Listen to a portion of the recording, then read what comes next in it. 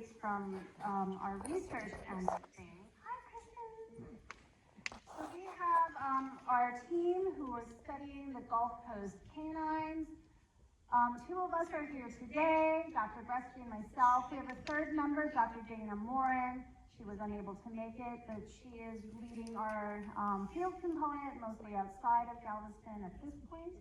And our scope is to really try to understand how the fanciness of these animals shapes the way that these animals look and how they behave and their role in the ecosystem.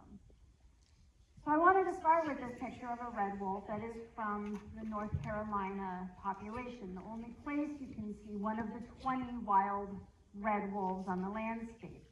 This one is carrying on its neck a GPS collar. Now, a red wolf is usually bigger in size than your fancy ghost coyotes here, so this GPS collar is also a little bigger than the ones that Josh and Kristen used on the island here. But these collars are safe, they are tracking and pinging that information on where animals go, the frequency at which we can learn about their whereabouts, translate that, like Ron nicely showed us, to help us plan and understand how to coexist with these animals on the landscape. The collars are fitted on adults to hopefully not have an animal outgrow them. So it's not common practice at all to put them on young animals. It's common practice to make sure that there is space for an animal to grow a little bit more, gain a little more weight, but they do not hinder the activity, the normal daily activity of these animals. They do tell us when the animal dies, and we hopefully then can go and retrieve them. So just a little background on what the collars look like. They look big, but this has no impact on their ability to be a wolf or a coyote. The research update, I'm going to just give a brief timeline of how we've gotten to where we are today. Most of our beginnings can be tracked through our publications and our activities starting in 2018. This was when we were able to publish our first finding on the rediscovery of red wolf DNA in your fancy coyotes. We've been continuing on every year, holding at least one field season per year, typically a lot more. Kristen and her field team show up here frequently. You might see people picking up scat and poo. That's her and her expertise. Make sure you wave to her when you see them doing that. I know the scat team is also here, and Kristen will be talking a bit more about that. But all of that field research is helping us learn a lot more about how these animals live, where they live, what they're eating, how they're going about their normal lives. And developing this kind of non-invasive citizen science program is essential. We don't want having to collar every animal in order to learn about them. We can do it from a distance, and that's what we're transitioning into. What I do want to say is our biggest announcement, in my mind, in my whole life, I imagine this is the biggest announcement I'll ever have, is that in August of 2024, Kristen and I and Dana Morin, our third member, were awarded federal money from the National Science Foundation, $2.1 million. Woo! It still blows my mind. I'm still not entirely sure that this has happened. But I don't believe it because we proposed and are given money to study these animals. And up until August of 2024, I feel like my life has been battling against no one wanting to know about coyotes, let alone fancy, like the fancy variety of coyotes. And to get this amount of ability and resource to do that has changed how we're approaching and doing this work. So this work is large. Most of our field work for this project is focused in Louisiana, but what we're doing is we have a lot of other work built into it, which includes all of the SCAT track team and lots of other community engagement, involvement, and studying animals far and wide as we can. What we also will be doing is creating an experimental captive breeding population. And I also thought I would never utter those words. We are partnering with the Endangered Wolf Center, located just outside of St. Louis in Missouri, and we're building enclosures for which we will understand more about a handful of these ghost wolves. We will be moving some animals from Louisiana, a handful, 4 or 5, and looking at how they go about reproducing, caring for their young, the development of behavior, all of under the umbrella of how much red wolf can we see shining through these animals. And that is going to give us so much more insights and tools for how to proceed in understanding the role of ghost wolves to prevent the extinction of red wolves. Again, here's that schematic. I warned you, I don't lie, it's back up here. These ghost wolves carry, each of them, carry a unique part of the puzzle of what is a red wolf. And what we know is that all of the red wolves today descend from only 14 founders. That is how many animals started the captive breeding program in 1977.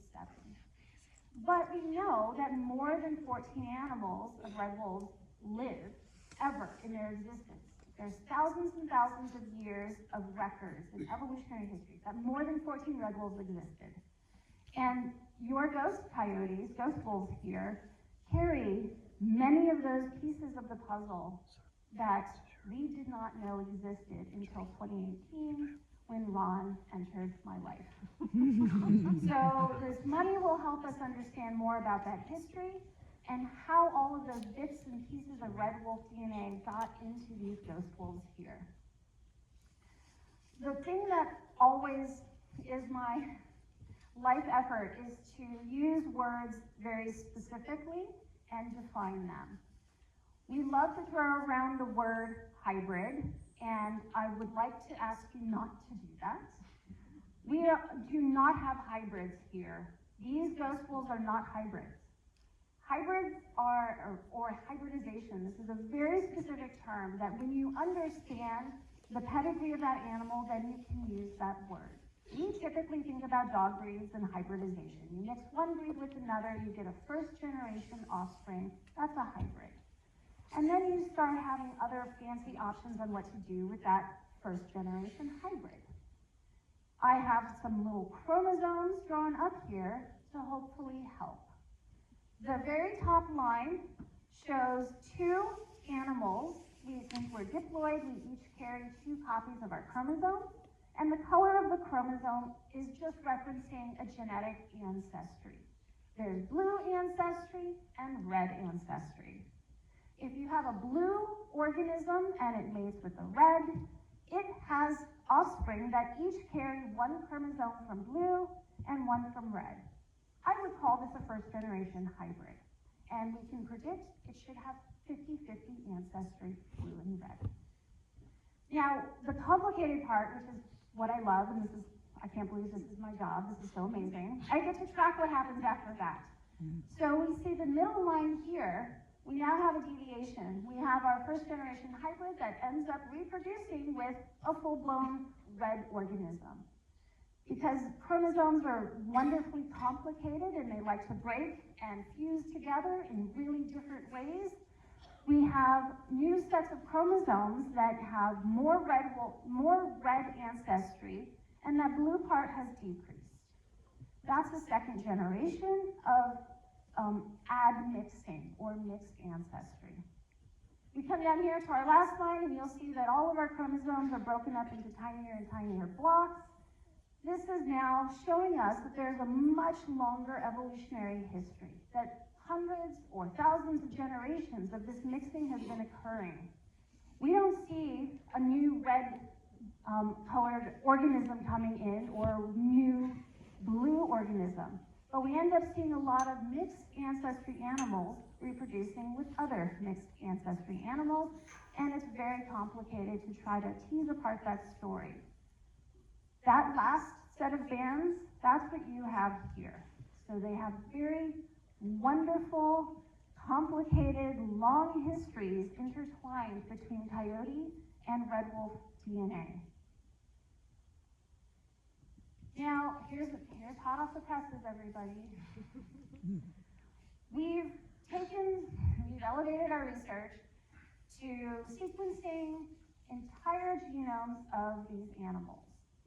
Now, I say that in contrast to the more affordable way that Kristen and I usually can work with, is sequencing just little bits of DNA from everybody.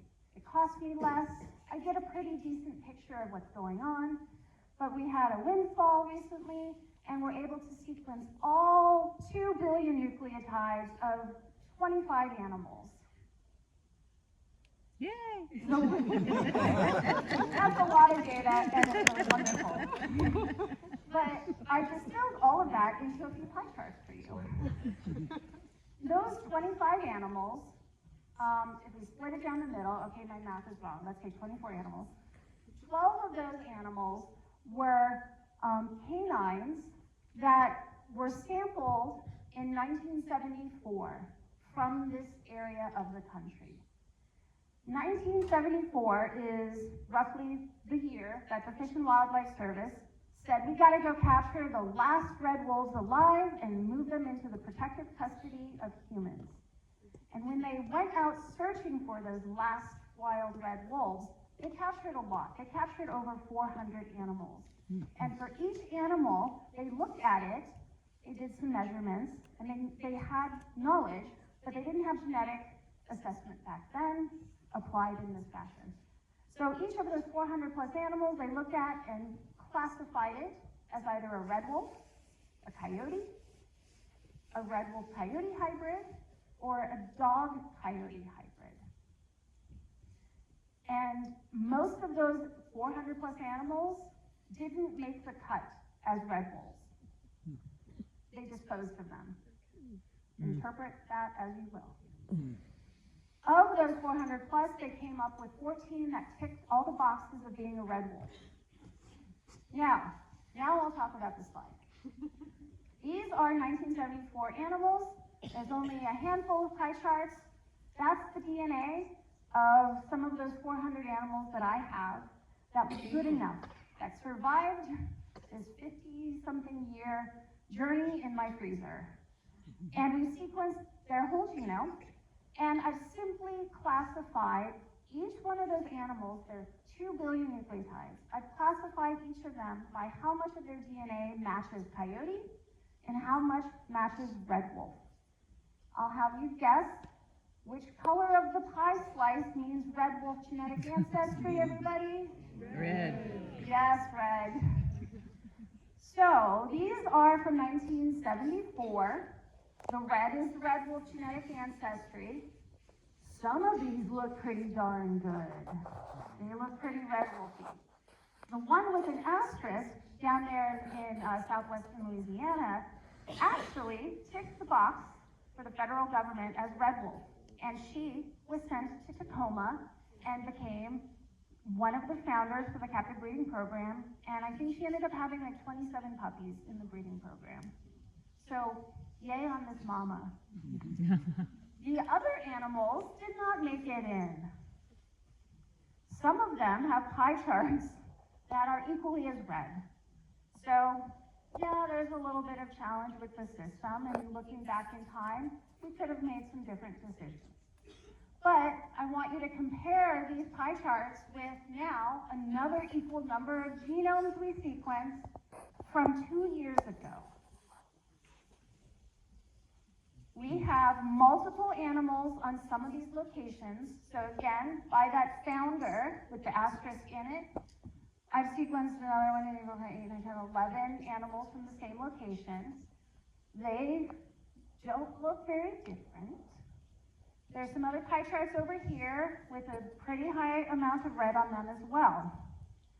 When I do some statistical testing, my question is there less red wolf DNA today than compared to the 1974 animals? And I would expect that there should be, because we don't have red wolves in the wild, they're extinct. I would expect very little red wolf DNA because there are no red wolves around. It doesn't matter how you slice it statistically. There is no difference between the amount of red wolf genetic ancestry in your animals today than my comparison to the handful of animals from 1974. Yes, this could change if I sequence 3,000 more animals, but if you have a few $1 million to give me to do that, I won't have that information. But the fact that I could go out there and sequence 12 here and 12 there, and if you handed me blindly the data, I could not tell you if it was from then or now. So this is pretty significant, and it tells me to tell the government, we need to rethink how we define things. And the animals here are really very interesting.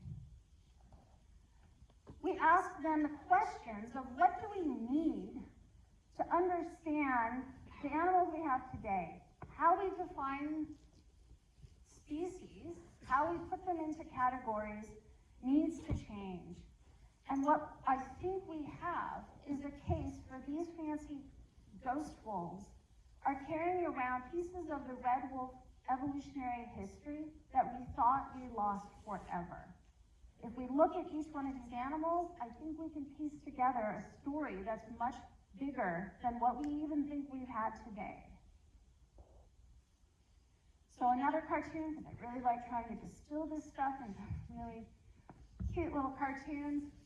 The story of how this DNA got here is thinking about, I'm a geneticist, so we have beans. We always love colored beans. I have a bowl of colored beans that represents the genetic diversity of pre-red wolf extinction, so the 1970s. We see all of these different colors of beans. Red wolves had genetic diversity, but not all of it made it into the captive breeding program. Thousands and thousands of red wolves, but only 14 were found and moved. Where's my, there. So there's the founders that moved into the captive breeding program. The colors of beans that didn't make it into that, here it's the little purple bean. There's a few purple beans in the 1970s. There are none in the captive breeding program. So if we only look at the captive breeding program red wolves, we are missing out on knowing that information about the purple bean. And please, I want to know about that purple bean. And I think that purple bean is existing in these fancy coyotes. Each one of them is carrying something that wasn't brought into human care. That there's a whole story that we're piecing together just by looking at DNA, and it's going to give us a richer understanding of the biodiversity that we have. Okay. Wait, is this me? I think it's me. I think it's Kristen.